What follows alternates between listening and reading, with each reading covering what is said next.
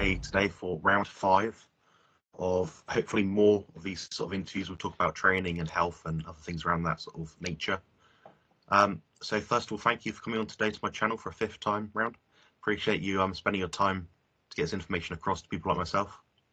Pleasure. It's an absolute privilege and always an enjoyable chat. So, right, let's get to it. So this is quite a broad question, so you might have a bit of difficulty going into particular topics maybe, but what are some of the common pitfalls you see of people trying to gain muscle or lose body fat? yeah. Okay. In the trying to gain muscle department, most people, it seems to me, seem to be doing too many sets, too many reps, not enough resistance to really optimize their muscle hypertrophy response. Combined with that, they're probably training too often in the week on any given body part. And I see a lot of fairly novice bodybuilders, amateur bodybuilders, who are just getting started down that line, who go straight into these elaborate, huge splits. You do not need to split your training until you've probably 6, more like 12 months into your hypertrophy, in my opinion. You can do a whole body split with 10 to 12 exercises, 2 working sets, no more, 8 reps, no more, of a weight that you couldn't lift 9 times, no less, 3 times a week, no more. No need to change that up. No need to do anything in your first, well, really 12 months, except do that. All this, elaborate splits, changing your program every couple of weeks, pyramid sets, drop sets, all that stuff. They're all tools that are to be used later.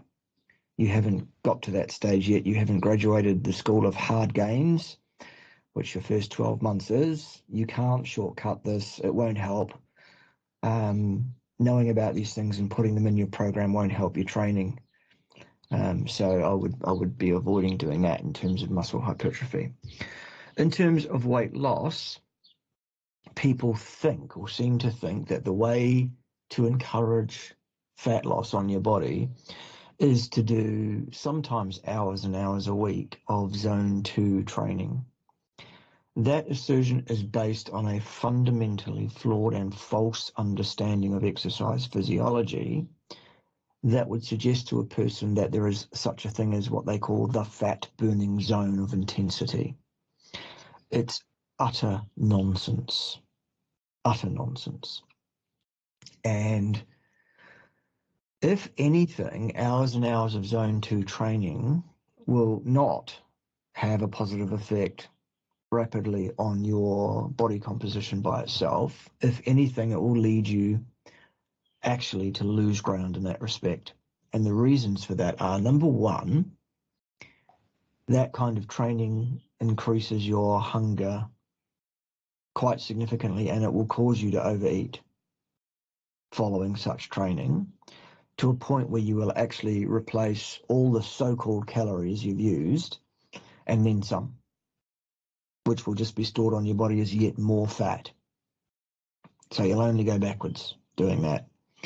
These professional athletes that do hours and hours and hours of that kind of training are the shape they are precisely because of the number of hours they can do of that and other factors, including genetics and all sorts of things that play into it.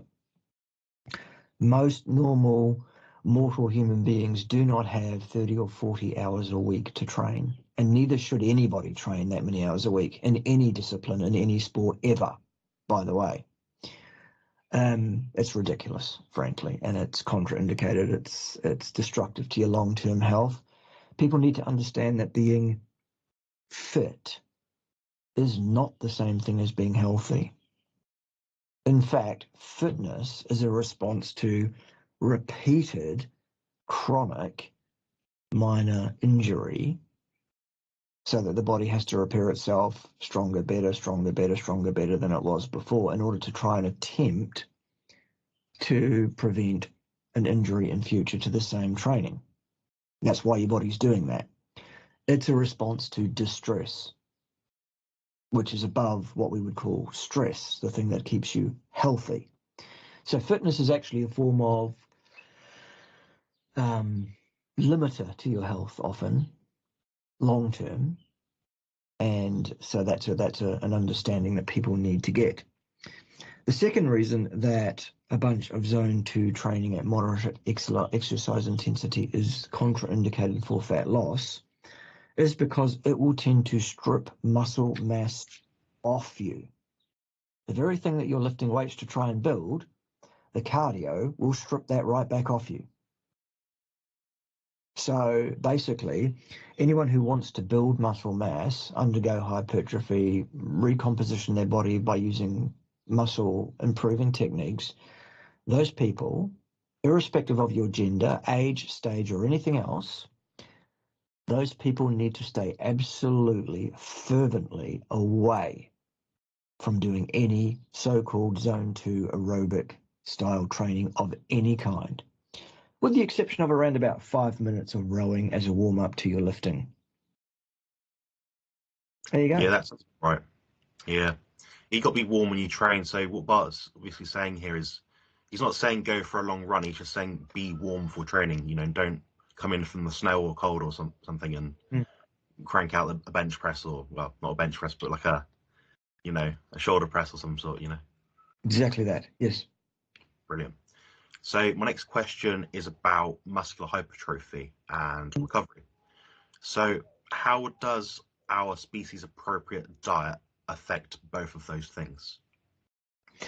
I think, without being able to point to any evidence on this because there is none, that it seems obvious to me that a diet rich in the building blocks of muscle tissue would provide everything you need to build that muscle tissue, that being the proteins, branch chains, collagen, peptides, for example,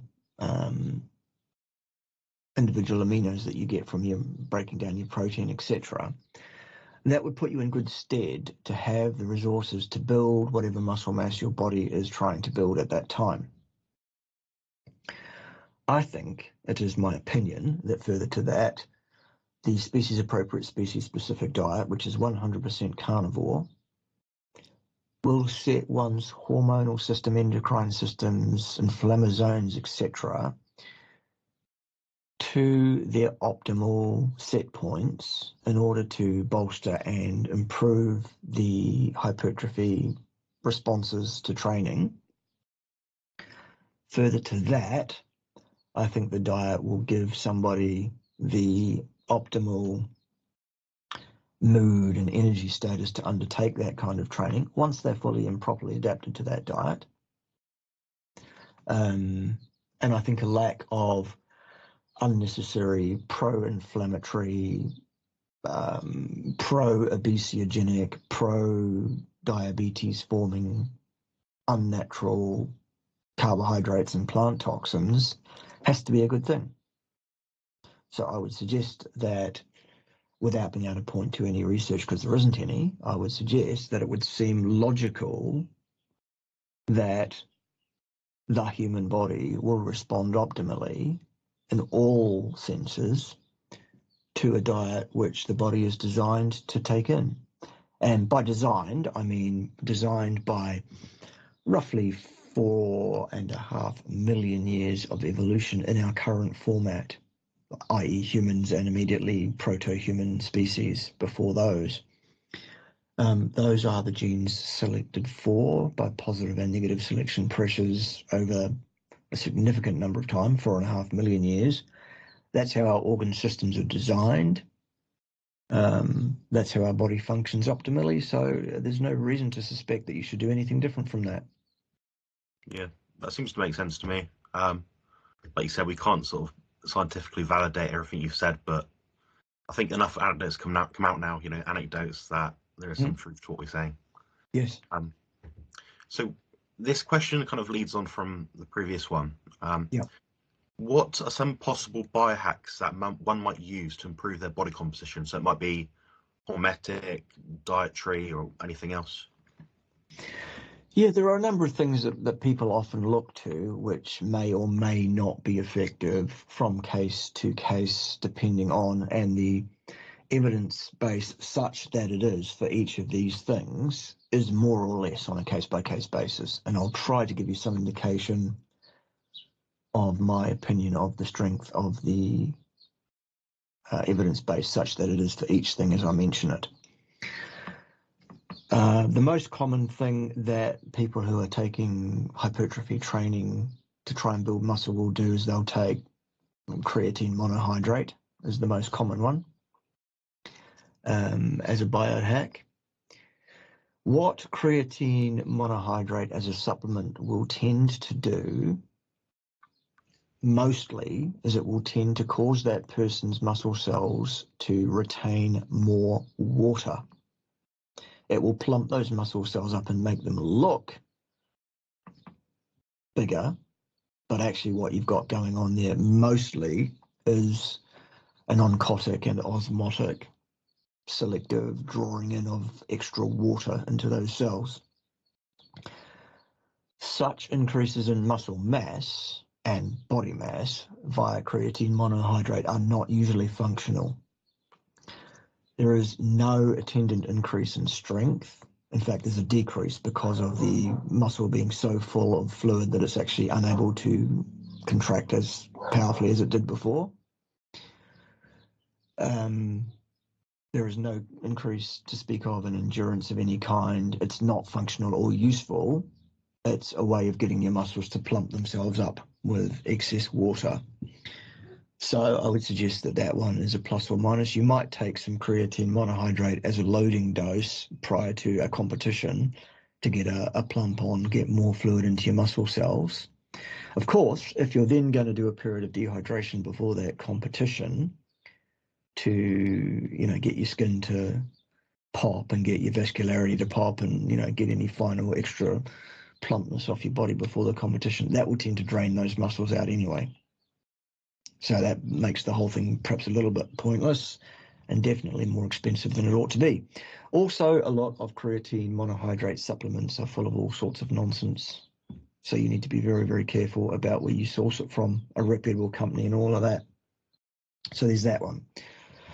A less common but sort of emergent field now is also in things that tend to be myostatin blockades or inhibitors, more likely inhibitors than blockades, such as epicatechin, for example, which is a supplement you can take which binds out the myostatin protein that your body produces to some degree, plus or minus.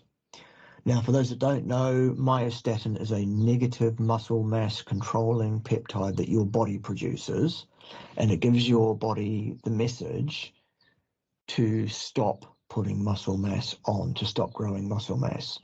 Without this negative feedback peptide, myostatin, in your system, your muscles just explode and they grow uncontrollably, and you get, if you've ever seen a Belgian blue cow with the double muscle, that one of those huge, enormous animals, that's a cow that has myostatin knocked out in its genome. Unfortunately, while you get these huge, enormous muscles out of that just grow uncontrollably even without training, that shortens the lifespan of that individual cow, and the same would be true of a human, most likely. Because what happens is the myostatin also affects the heart muscle and causes it to grossly, hugely enlarge itself, thus interfere with its own function. And what you'll find is that these individual cows drop dead very early, well before their time, due to cardiac issues. So, epicatechin, of course, is not remotely as effective as knocking out the gene, which you would have to do before birth in an individual anyway.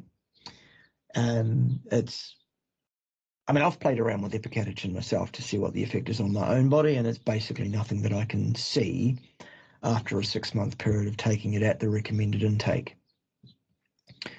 So I'm quite convinced, at least in my own personal case, that it's of no value in that regard. It is expensive as well, and there's no good quality peer-reviewed publications on human beings over any period of time under any degree of control or observation that could bear out such a thing. It's one of those claims of companies that make these kind of things that want to make money, I would say. There are, of course, the range of stem cell promoting supplements available from various companies, one of which I am myself joint ventured with, and I do endorse, and I do market their products for full disclosure. People who are interested in hearing more about that can contact me in the background by email, and my email address is bart.kay.n Z for zebra at the G Place. You can email me there if you want more information on stem cell promoting supplements, anti-inflammatory supplements, blood circulation promoting supplements. There's a good collagen peptide product available as well. Also, we do skincare, stem cell skincare, so it makes you look young and lovely when you're at, past 50, as I am, for example. So people that are interested in that can get hold of me on that. The level of scientific research behind the products that I promote and endorse, funnily enough, is not perfect, but it's quite good. And the products that I'm talking about do exactly what they say they do on the tin, demonstrably, with peer-reviewed evidence, at least reasonably short-term in a relatively okay, I guess, number of individuals. The evidence is more anecdotal from tens of thousands, hundreds of thousands of folks involved in taking these products on a daily basis, some of them for up to 30 years. So it's a well-established product line from a well-established company, etc. So that's that. Other hacks are around the timing of meal intakes. I don't buy into that. I don't think it makes any significant difference at all as to when you take your nutrition in terms of the anabolic signaling and success you'll have with muscle growth. I really don't buy that at all, even slightly. What else, Jonathan? Are you aware of biohacks I could talk about? Perhaps anything to do with hydration, maybe? Sure. I mean, there are people that say you should not overhydrate. There are people that say most people underhydrate. There are all sorts of crazy ideas about hydration as well. Again, don't buy any of them. Your hydration status in your body is maintained by your kidneys, basically, in the central fluid pool, which is the important part. And it's that subserves the muscle fluid pool.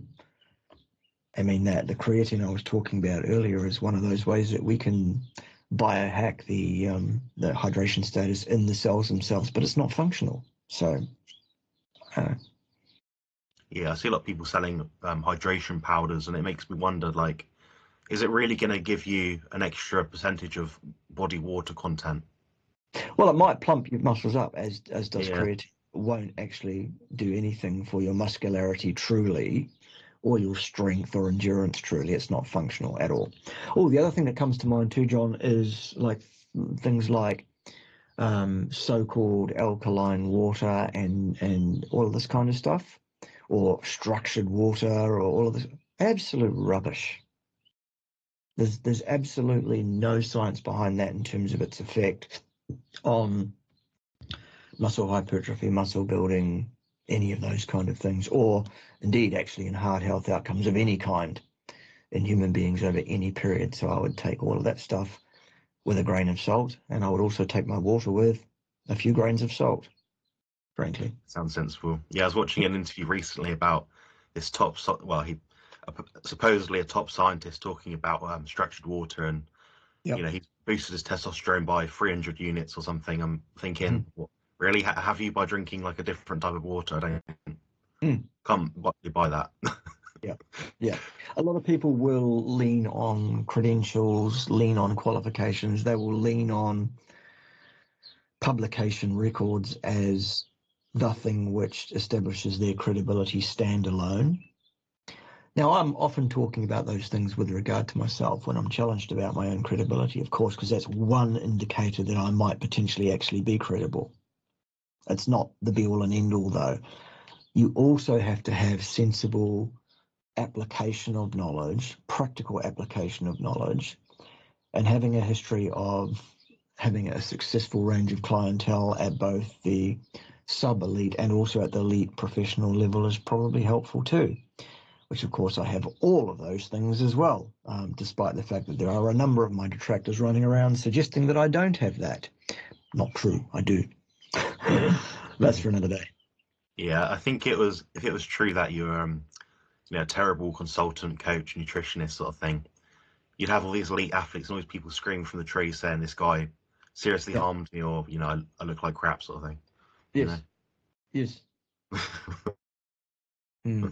I mean, for example, one of my clients is a very recent world champion in bodybuilding.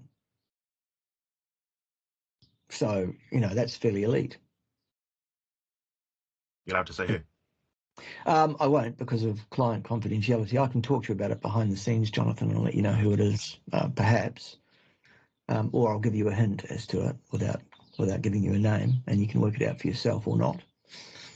Probably will, yeah. We'll It's talk a about that client confidentiality issue. You can't go around saying this is my client. So, yeah. No. Yeah. Mm. Next question is about building muscle beyond your average natural set point. So imagine I didn't go to the gym and I was just a standard office worker. Mm-hmm.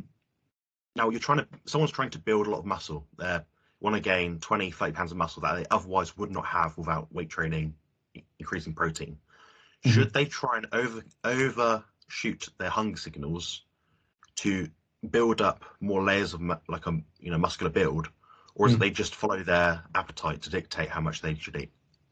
Yeah, you should never force extra protein in above your requirements, appetite signaling, because extra protein turns directly into sugar in your body metabolically. And then if you're not able to use that sugar for energy production, then it becomes transmuted into fat, which will be stored on your body as fat. So that's not going to be a win. Yeah, that sounds about right to me. Yeah, I think you can't really get too wrong. Like everything you say in these chats you've done has been very much listen to your body, be sensible. You don't have to really spend a lot of money to achieve the goals that you want. All right, so I've got one more question. This is a bit more personal, perhaps a bit off topic to what I usually ask you, really. But as a fellow YouTube creator, granted about 15 to 20 times larger than what I am, I want to know your modus operandi. So what is the purpose of your channel, and what makes you unique to perhaps other influencers in this online space? Right. Yeah. My modus operandi is to have offerings in 3 or 4 different YouTube channels with 3 or 4 different styles of presentation, designed hopefully to suit various different personality types out there in terms of what they want to see.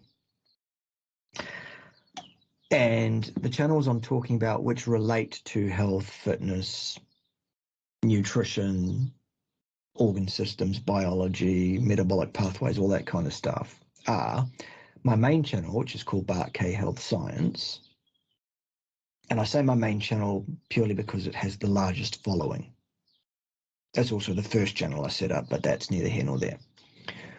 I have a secondary channel, which is a different style altogether, which talks about the same sort of material. The main channel is very abrasive, very sweary. There's a lot of calling out people for being wrong on the interwebs. There's this persona I put forward on that channel, which is meant absolutely with malice aforethought to cause an emotive response from my viewer. Emotive responses from viewers gets interaction with videos, comments, either positive or negative, likes or unlikes, etc. and that is viewed very positively by the YouTube algorithm, whether or not those responses are positive or negative, and they will promote that stuff, and that will help build the channel. My goal is to get good information to people. The way in which I do it on that channel is purely designed to hook people in and to get them interested in this crazy character that they're seeing there, this abrasive, sweary, apparently grumpy person, you know, all of that stuff that you see there, which is also mixed in with a bit of humor as well, so that you can tell, okay, there's a bit more going on here than just being a grumpy old fart. And so that's the modus operandi in that channel. That's how that one works. The secondary channel, which is about 1/6 actually of the subscriber base, is a channel where it's all collar and tie, all professorial, no swearing, no calling out who's wrong, just provide people with the education, as I would in a professional sense, were I lecturing people in a lecture theatre sort of thing. That's for people who can't be doing with the sweary, grumpy stuff and all of that, and the humour such that I see it as being funny anyway, all of that. That's very much, as I say, it's about 1/6 the size of the subscriber base. So that's valuable information, but it doesn't grab people because it doesn't, I mean, what it boils down to is people want to be shocked, they want to be offended, they want to be amused, or any combination of those things. What they do not want, apparently, is to be actually educated. So I have to educate people by subterfuge, by trying to amuse, shock, or offend, or any combination of those things. So that's that. The third channel I have in terms of subscriber size, down again from the first two, is a channel called the Meat Militia, which is really meant to be purely comedy. It's the one that was actually intended to be the home base of the Field Marshal and Yellow Ted and all of those sort of characters. Of course, the Field Marshal and Yellow Ted bleed through into other channels as well at this time, and I'm doing that to try and bolster awareness of the Meat Militia channel so that people drift across there for that, and then I can cut that stuff out of my other channels. It's kind of like a cross-pollination thing, and I'll do that for probably a couple of years, and then I'll stop doing that, and then I'll keep the characters separated out strictly by the channels. I've got a fourth channel as well, which is about how the world is not flat, just for fun, and a fifth channel about nature and the beauty of the New Zealand environment in which I live, etc. And some other very, very minor channels as well, including one that's all about singing and playing guitar, which I'm also have been known to do, and such like things of that nature. So that's my kind of stable, if you like, of YouTube channels. People that are interested in those and how they might be and to check them out can look underneath any one of the videos on my main Bart K Health Science channel, and you'll find links to all those channels directly underneath every single one of those videos in the show notes, and you can find those channels just by clicking on those links. Brilliant. Yeah, I wouldn't have the time to have so many YouTube channels, but so well done on that. Actually, so most of them don't get too many videos posted at the moment, purely because the interest and monetization status on some of those minor channels isn't up to it yet. I'm hoping that people do wake up that these other channels are there and that they're worth watching, and that they do that, and then I'll have a reason to spend more time on them, I guess. Yeah, I know. You'll have to put up with the odd interjection on this channel from Ted. King Ted, of course. King Ted. There he is. Ted's my favourite character. He's decided to promote himself to king because Queen Pim is not currently sitting in her throne at the moment. She's doing her own thing on her own channel. Fair enough too. So Ted, like a rat up a drain pipe, never misses an opportunity. So there he is. Do you like his apron, by the way? It's good, isn't it? Yeah, it's quite cute. Sophie showed me earlier. He got it yesterday. He didn't know it was coming. He was very surprised, and he's absolutely chuffed with his apron. And I couldn't get it off him last night. He slept in it and everything. I can't do a thing with him. Well, yeah, I have to get Deborah out at some point soon. Yes, Definitely. yes, indeed. He's currently asleep. Oh, all right, my man. A pleasure as ever and as always to chat with you and to deal with whatever we need to deal with.